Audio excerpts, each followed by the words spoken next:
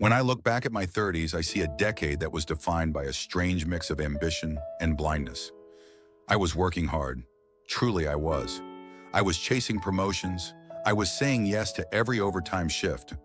But I was making fundamental mistakes with my money that would take me another 20 years to fix. And the hardest part is realizing that nobody sat me down and told me the truth. Or maybe they did, and I was just too busy trying to look successful to listen. The first mistake was one that feels almost embarrassing to admit now. I confused affording payments with affording the item. It's a trap so many of us fall into.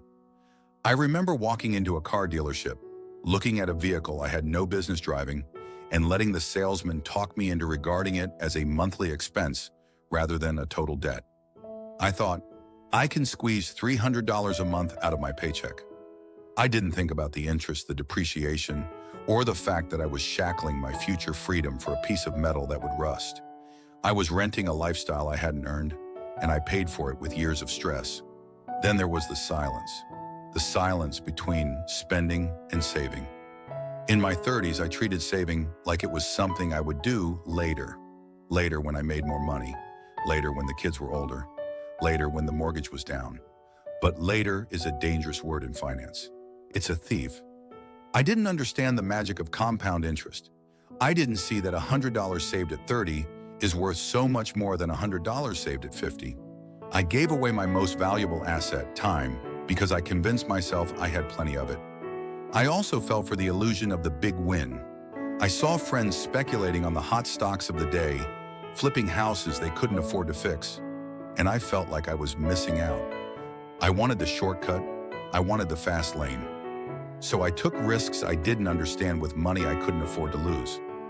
I remember the sinking feeling in my stomach when one of those sure things evaporated. It taught me a painful lesson. Wealth isn't built by swinging for the fences every time. It's built by staying in the game, hitting singles consistently year after year. Boring? Maybe, but effective. But perhaps the deepest mistake was connecting my self-worth to my net worth. I bought things to impress people I didn't even like. I upgraded my life to match a peer group that was likely drowning in just as much debt as I was. We were all performing a play for an empty theater.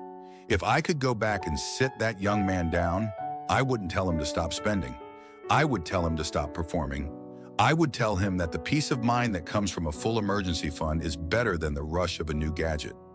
It took me a long time to unwind those mistakes. It took humility to downsize.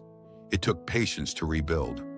But standing here now, on the other side of those decisions, I can tell you that it is possible to turn the ship around.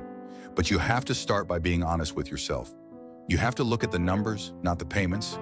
You have to value your freedom more than your image. And you have to start today, not later.